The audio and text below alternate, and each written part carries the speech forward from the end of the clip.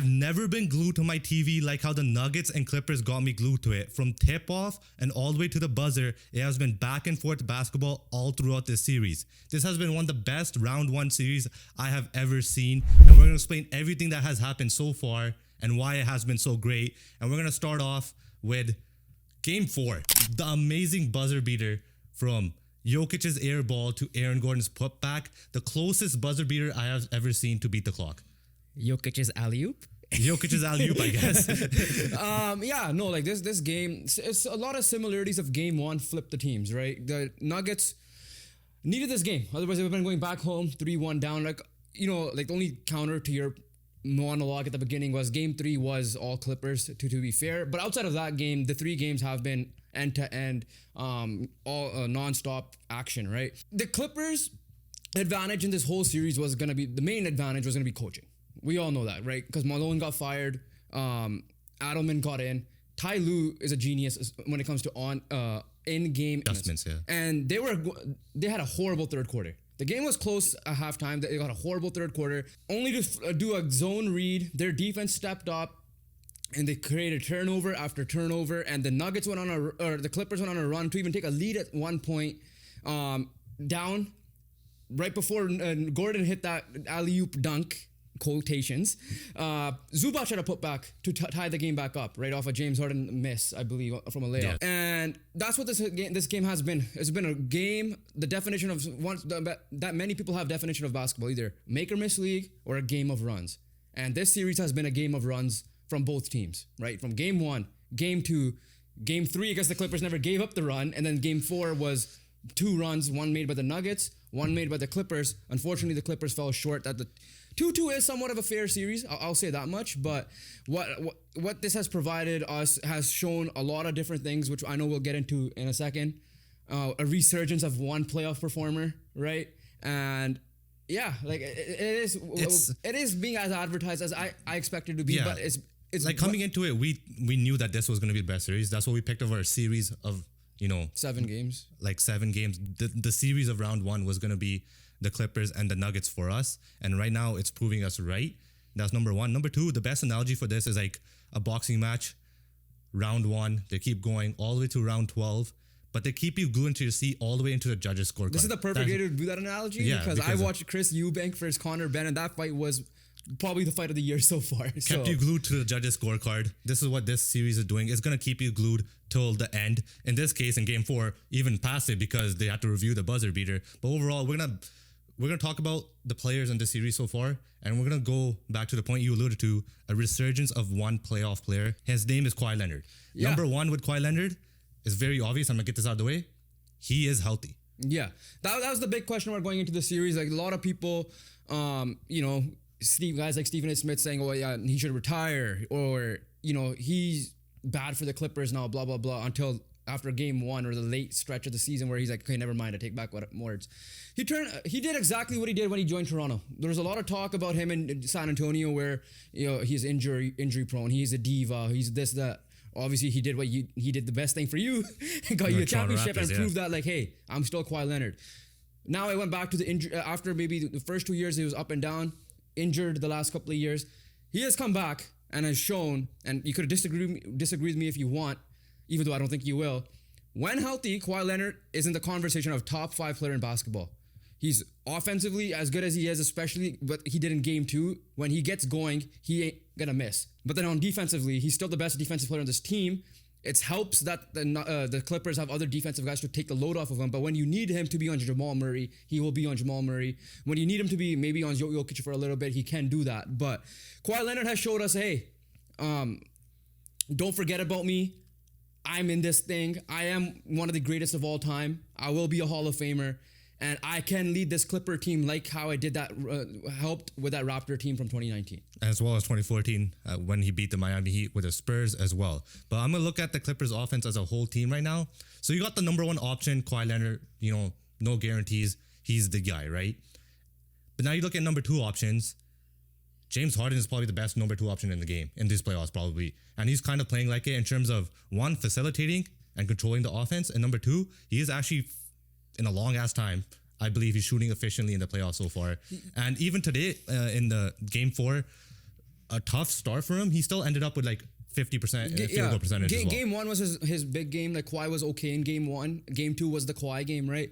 James Harden, this is what I said during the preview. I'm like, James Harden does not have the pressure to be a scorer in this series. He needs to be a scorer if they want to go deep. All the way, yeah. Yeah, like he still needs to score when he like how he did in game 1.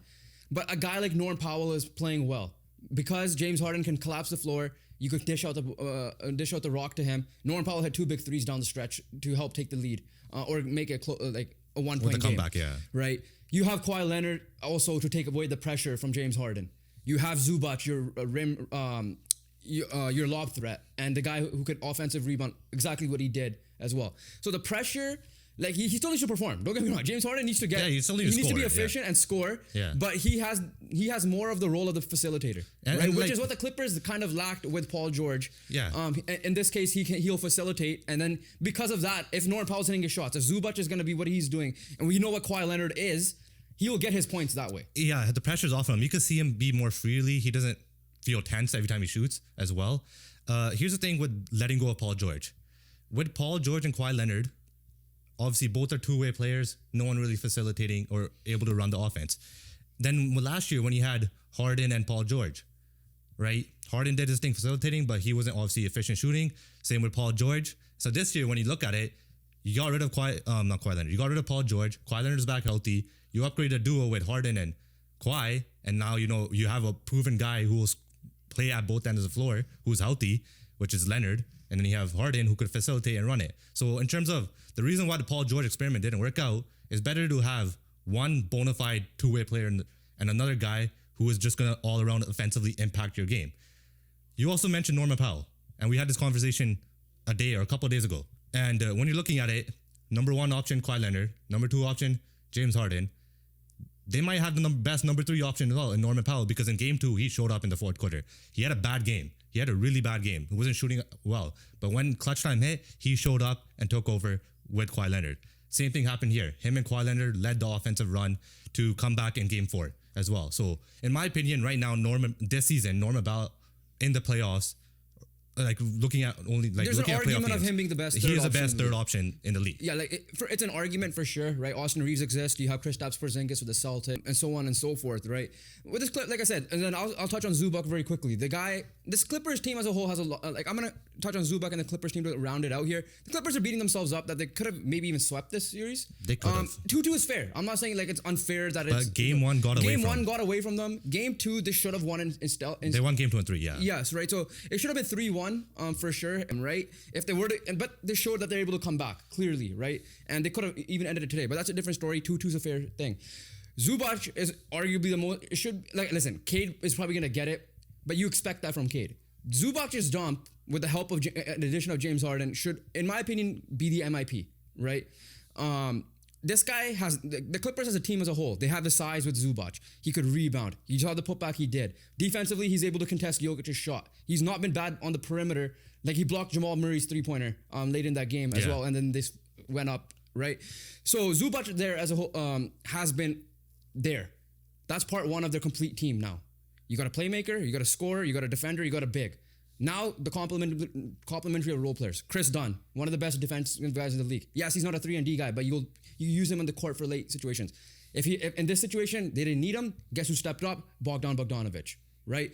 And then you got guys like DJJ, Derrick Jones Jr., who can attack the rim, can hit the shot when he needs to, but also can defend. Ben Simmons, say what you want of him, meme him all you want. He's not going to be worth that contract ever, but he's still a playmaking threat, and he could hit and defend defensively. And then you got Nick Batum, probably the most underrated guy in this series. 3-and-D elite, has the size as well, the length to defend. So they're as a team, as a coach, and then the coaching on top of it. Here's the last thing I want to say about the Clippers, because I say this every single year. When healthy, on paper, this team's the best team in terms of fit and complementary pieces, as well as superstar level talent. And right now, we're finally seeing this Kawhi Leonard experiment work and put into place because 1, they're healthy and they have all their pieces. And right now, they are cooking. And hopefully stay healthy. But like we said, this is one of the greatest series that we have witnessed in round 1 in a long time. And the reason is there's another team in the series, which is the Denver Nuggets. Before we get into that, we would appreciate if you guys smash the subscribe button. If you guys looking for basketball content, we're going to provide you everything basketball. We're going to upload every single week, maybe multiple times a week. So smash the subscribe button to join the club, and also hit the like button if you're enjoying this video. And also please comment down below if you guys, because we want to hear your guys' thoughts as well. We want to have a conversation with you guys in the comments. So please drop it down below. Hey, Clippers or Nuggets, who do you guys have? What was your original thought? Did you change your mind? Just let us know down below and we'll engage with you guys as well. So we're going to move on to our last topic here, which is obviously the Denver Nuggets. And we're going to have to start off with the main man himself, who has, I won't say elevated because he has had such an insane regular season, but is still playing up to that level of being the best impact player in the game. If he didn't exist, it was an easy sweep. We all know that, right? That's easy to say. Oh, yeah. Did not make the playoffs, bro. Nikola Jokic, right? Again, today as well. What was it, like 40? Close to 30. He had a 20 rebound game. Obviously, it was an air ball, but we'll just say it was an alley-oop. The greatest 36 and 21 game with 8 assists. The greatest missed shot. 8 assists might be because other guys just missed his shots. Jokic might just had the greatest missed shot in history. But when it comes to this guy, he has not yes, game 3 you could say for his standards somewhat underperformed. That's a lot to say. That's like saying, again, what we said, Connor McDavid had a bad year for hockey fans out there, and it was still a great year. He's doing whatever he's doing. He's carrying the load offensively. Defensively, we know he's not the greatest, but his size will still impact a lot of things. Playmaking, rebounding, push the ball up. So we don't need to go too much into Jokic as much as we got to go with the surrounding pieces. And the one person that is a pleasant surprise, in my opinion, in this series has been Aaron Gordon, the guy who ended up finishing with the dunk, the guy who was motivated not because on the court or of what he had to deal with on the offseason, the passing of his brother, which is why he switched his number. So he's obviously playing for him as well as added motivation for the year. He's added to his offensive game and put up some numbers offensively while not losing himself defensively. Listen, right? At the end, it's a very difficult job to guard Kawhi Leonard. Exactly. I mean, you can't blame him for how Kawhi Leonard went off in game 2. At the end of the day, if a guy's hot, the guy's hot, right? You can't really do much about it, but he's done everything to make it as difficult as possible for whoever he's guarding on the Clippers side, obviously. And the thing with Jokic is we just have to mention he is still Jokic, so obviously he's not shying away. And then when you're looking at it, those are the two been good. Russell Westbrook has been an impact player in terms of other things, not always with scoring, but he has hit some open threes. That game 1 ending buzzer beater attempt was not great. Yeah, no, but he hit some threes. Then he got the game winning steal or he's made some defensive plays. He hit some threes. Obviously, he attacked the rim. Unfortunately, he did get injured in game 3, so he didn't play game 4. So him, I could understand why Jokic won them because for these reasons right here. So when you're looking at Jamal Murray now, and here's the thing, he has been fine. He has been good. He has not been the finals run Jamal Murray. And then here's the biggest reason why I could see it. I know sometimes efficiencies, are overrated in the playoffs in my opinion, just because it just matters about getting points. Doesn't matter how you get them, you just got to get points, right? And he kind of did that in game 1. He didn't do that much in game 4. Obviously, he struggled. The biggest thing I have is it feels like when he scores, it doesn't feel impactful, right? Because we've known this guy to be clutch and, show up in the fourth quarter, especially in the Lakers series last year where he was pretty ass in the first 3 quarters, but in the fourth quarter, he ripped you guys apart. Yeah. He hasn't really done that in this series so far. Yeah, no, so that's the guy I wanted to focus on as well. Listen, at the end of the day, he's a Canadian. We want to root for this guy a lot, right? And again, health is a factor. Again, this year he didn't finish off the year healthy, but again, it's the playoffs. You're playing. We have to criticize you on the way you're playing. That's a good excuse to have. Don't get me wrong, but when it comes to this, Jamal, he's got his points in the 20s. I won't disagree with your point about it being efficiency being overrated, but then if you can be efficient, be efficient, but he finds a way to be impactful, and he hasn't really done that. Yeah, that's the thing. The Nuggets as a whole concern me of the defensive side of things, which is obviously a little bit of a different what to get into next, when we closing thoughts on them. But if this team wants to. For me, the Nuggets are more lucky than the Clippers are. They're lucky to be 2-2 in my personal opinion. I agree with that. Game 1, they should have lost. Game 2, okay, flip a coin. Game 3, they got their ass kicked. Game 4, they got lucky. They didn't end up blowing the lead. That's fine. I could say the same thing about the Clippers in game 1 too. Fair argument. But in my opinion, just watching the game, they're in a 2-2 game, right? They're good to be here. The other team is a better team as a collective. We already discussed that why, from coaching all the way to the personnel. Jamal Murray, the reason why you're in this series is because Jokic is Jokic. You have the best player. You were arguably one of the best Robins in the league a couple of years ago when you won the championship. The best non-all-star in the league, right? You need to show up that way consistently. You cannot have bad turnovers. You need to take the load off of Jokic and be more of the closing guy, right? Yes, Jokic isn't Shaq, which is why Shaq needed Kobe to be a closer. Jokic can close games. We saw he got the ball in the final shot. But you need to be the second option as well. You need to make sure the Clippers are also scared of you and they don't need to triple team Jokic if you're not hitting your shots on a consistent basis. In this fourth quarter, before the block shot, he hit 2 big shots, like the big three and all that. So he was kind of getting to that point, to your point, of getting the clutch moment. But you need to do that from a consistent basis from minute 1 to minute 48. If it goes to overtime, then another additional 5. And it's very challenging to do because, like we said before, the Clippers top to bottom are a very solid defensive team. Where he gets lucky is that his in terms of performance wise, Christian Braun has stepped up in this series. Oh yeah, that's why they're 2-2. That's why it's 2-2. But like the thing is, like it's gonna be difficult because top to bottom, Clippers are very solid defensively. So your shots are gonna be harder to make and all those things. So obviously Jamal Murray stepping up is gonna be a big thing. I want to give a shout out to a guy, and that's Michael Porter Jr. This guy's playing with a sprained AC joint. Yeah. Right? I know he struggled in games 1 and games 3, but in games 2, he had 15 rebounds. Yeah. And then obviously in game 4, he still made some, good shots. He had 17. He made some impact plays. This guy was kind of getting, obviously scrutinized when he got drafted and obviously up until this point in terms of, being a little bit lazy, not great defensively and all that stuff. This guy's hustling his ass off and he's playing through a very painful injury as well. So, I'm going to give a shout out to him. And also he's been on trade. Yeah. Right? So, I'm giving a shout out to Michael Porter Jr. This guy's showing up for his team. And Adelman said it best. He's like, I'd rather have a half a Porter Jr. than a no Porter Jr. So, but obviously you want him to be a little bit more consistent. But, overall, I like what I'm seeing for him in terms of game 4 and game 2. But what both teams need to fix very quickly, Clippers, we kind of mentioned it, just don't get complacent like they did in game 1. And then do not have the stretch of being bad, I guess. They almost let this game get away, right? You're lucky that T. Lue existed, made the adjustments, and your player stepped up. Nuggets, on the other hand, like I said, Jamal Murray needs to step up. But defensively, they need to be more aggressive. They need to be better, in my opinion. I know they're the weaker defensive team. We know that, all right? Once Aaron Gordon's not off a guy, you might have to throw in a guy like Peyton Watson. You might have Christian Brown who can handle it a little bit. So they need to be better defensively as a whole. But on the other end, they need to figure out, listen, I get it. The inexperience of Adelman is showing now. You need to figure out how to bounce back a Clippers run.